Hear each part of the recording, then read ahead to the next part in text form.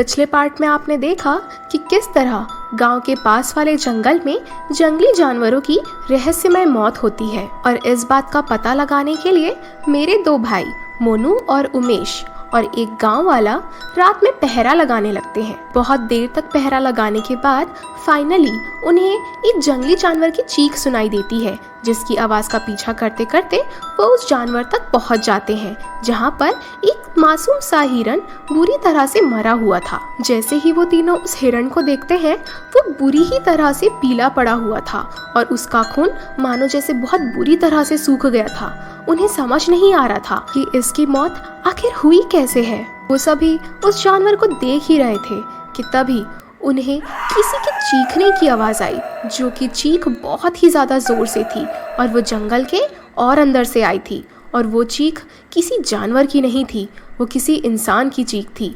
ये सुनकर वो तीनों बहुत ही ज़्यादा घबरा गए थे। उन्हें समझ नहीं आ रहा था कि उन्हें उस चीज़ का पीछा करना भी चाहिए या फिर वापस घर चले जाना चाहिए। वो सभी बहुत ज़्यादा डरे हुए थे और अंधेरा भी बहुत हो गया था, तो वो सभी वापस अपने अपने घर चले गए। अगले दिन सुबह ही गांव में पंचायत बैठाई गई और उस पंचायत में मेरे दोनों भाइयों ने और वो एक गांव के लड़के ने उन्हें सारी बात बताई कि किस तरह उनके साथ पिछली रात को क्या क्या हुआ। इसी दौरान उस गांव के लड़के ने पंचायत के सामने एक ऐसी बात कही जो उसने पिछली रात मेरे भाइयों के सामने नहीं कही थी। उसने कहा कि जंगल से वापस घर लौटते वक्त उसे ऐसा लगा था कि झाड़ियों के बीच उसने किसी को देखा, और वो कोई जानवर नहीं था, वो कोई इंसान था। शायद वो एक औरत थी, या हो सकता है कि वो कोई औरत भी ना हो, कुछ और ही हो। वो श्योर नहीं था, पर वो बहुत ही ज़्यादा घबराया हुआ था। ये सब जानने के बाद पंचायत का ये फैसला था कि अब अगली रात करीब 10 लोग पहरा देंगे और पता लगाएंगे कि आखिर ये कौन सी चीज़ है जो ऐसी अजीबोगरीब तरह से जानवरों को मार रही है। अगली रात वो सभी 10 लोग थे। आधे 5 के हाथ में गन्स थी और आधे 5 के हाथ में बहुत तेज धार हथियार थे। उन सभी ने फैसला कर लिया था कि जैसे ही उन्हें किसी भी जानवर की आवाज़ आएगी, वो उसे 2 हिस्से में पकड़ेंगे। आधे 5 राइट से जाएंगे और आधे 5 लेफ्ट से। इस तरह से वो उस चीज़ को घेर लेंगे और एक साथ दबोच लेंगे। उन सभी ने ये फैसला किया कि आज रात उस चीज़ को पकड़ना ही होगा, वरना हो सकता है कि वो गांव में आके इंसानों को भी नुकसान पहुंचा सके और हमारे बच्चों को भी। वो सभी इकट्ठे घूम रहे थे ताकि वो चीज़ उन पर हमला ना कर दे। जंगल में और अंदर जाने के बाद वो सभी 2 ग्रुप में बढ़ गए, 5-5 के ग्रुप में। वो सभी एकदम खामोश थे क्योंकि उन्हें कुछ भी आवाज़ सुननी थी।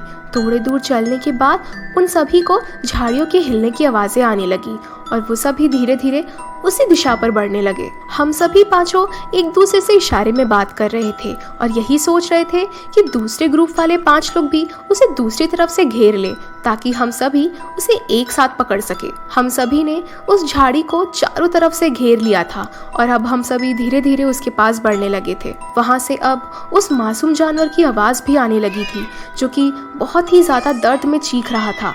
इस बीच मेरे भाई उमेश और मोनू यही सोच रहे थे कि वो बेचारा जानवर अब वही दर्दनाक मौत मर रहा होगा। पता नहीं वो क्या चीज़ है जो उस जानवर का खून चूस रही है। अब हम धीरे धीरे उस चीज़ के और भी करीब जाने लगे थे। अंदर से उन सभी को डर भी बहुत लग रहा था और उन्हें आज उस चीज़ को किसी भी हालत में पकड़ना ही था। वो सभी एक दूसरे से ज़्यादा दूर नहीं जा रहे थे क्योंकि अगर कोई भी अलग फेंका जाता तो हो सकता है वो जानवर उस पर हमला कर दे, और हम ऐसा नहीं चाहते थे। हम सभी एकजुट होकर इकट्ठे ही आगे बढ़ रहे थे। हम दोनों ही ग्रुप एक साथ ही उस स्पॉट पर पहुंच गए थे और एक दूसरे को इशारा करते ही हम दोनों ही ग्रुप ने एक साथ ही उस जगह पर टॉर्च मारी। जैसे ही हमने उस जगह पर टॉर्च मारी और जो नज़ारा हमारे सामने था उसे देखकर हमारे होश उड़ गए थे।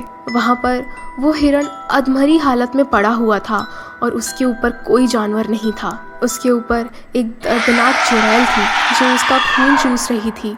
उसका रंग बहुत ही ज़्यादा काला था और मानो जैसे वो हवा में उड़ रही थी। वहाँ पर बिल्कुल भी हवा नहीं चल रही थी, पर उसके कपड़े अपने आप ही हवा में उड़ रहे थे। इतने में हमें से किसी एक ने कहा, चुड़ैल। आधे लोग वहाँ से भागने की बातें कर रहे थे और कह रहे थे कि अब हम कुछ नहीं कर सकते।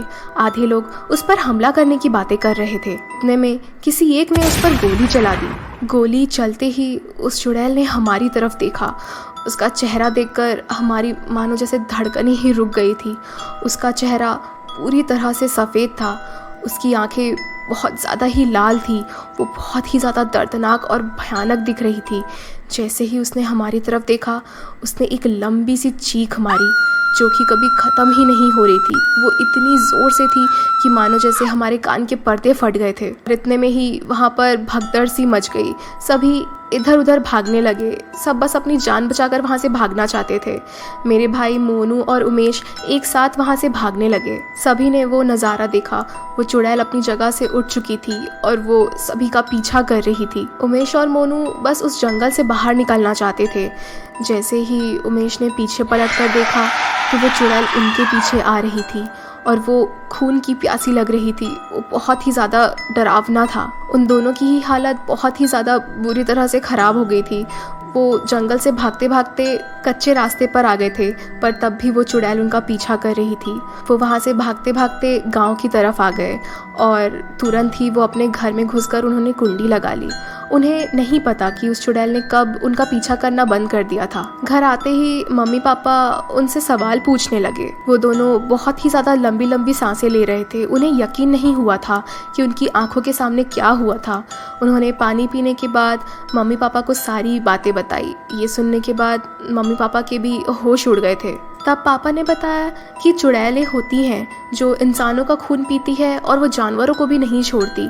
पक्का वो चुड़ैल बहुत कमज़ोर रही होगी, इसलिए जानवरों का खून पी रही है, पर जैसे ही वो ताकतवर हो जाती, वो हो सकता है गांव पर भी आ जाती और लोगों पर भी हमला करती। उन्होंने कहा, तुम बहुत खुशनसीब हो जो वापस घर आ गए हो। अगले ही दिन सुबह गाँव में वापस से पंचायत बिठाई गई और उमेश और मोनू उन बाकी 8 लोगों का इंतज़ार कर रहे थे। वो देखना चाहते थे कि वो सभी सुरक्षित भी है या नहीं। वो सभी लोग वहाँ पर सुरक्षित थे। सभी ने अपनी अपनी बातें पंचायत के सामने रखी। उमेश और मोनू ने पंचायत में बताया कि किस तरह वो चुड़ैल उनका पीछा कर रही थी। गाँव वालों की सारी बातें सुनने के बाद सभी लोग बहुत ही ज़्यादा डर गए थे। उसके बाद सभी गांव वालों ने यही डिसाइड किया कि गांव में पूजा करानी पड़ेगी और तभी इस चुड़ैल से हमें छुटकारा मिल पाएगा। उस दिन के बाद करीब 1 हफ्ते तक रोज़ गांव में पूजा होती रही और गांव को पूजा कर कर शुद्ध किया गया। जब तक वह पूजा 1 हफ्ते तक चलती रही, तब तक यही आदेश था कि कोई भी उस जंगल के पास ना जाए। उस 1 हफ्ते की पूजा खत्म हो जाने के बाद उसके बाद से वापस से किसी ने भी उस चुड़ैल को नहीं देखा और वो दर्दनाक जानवरों की मौत होना, वो सब कुछ बंद हो गया था। उस दिन के बाद से ऐसा कुछ भी गांव में वापस नहीं हुआ। पर अब जब मैं इस बारे में सोचती हूँ तो मुझे यही लगता है कि हमने तो उस चुड़ैल को गांव से भगाया था, उसे मारा नहीं था। वो हमारे गांव से निकलकर अब कहाँ चली गई होगी और किनको अपना शिकार बनाती होगी। मेरे भाइयों के साथ क्या होता अगर वो उन्हें उसी कच्चे रास्ते में पकड़ लेती तो।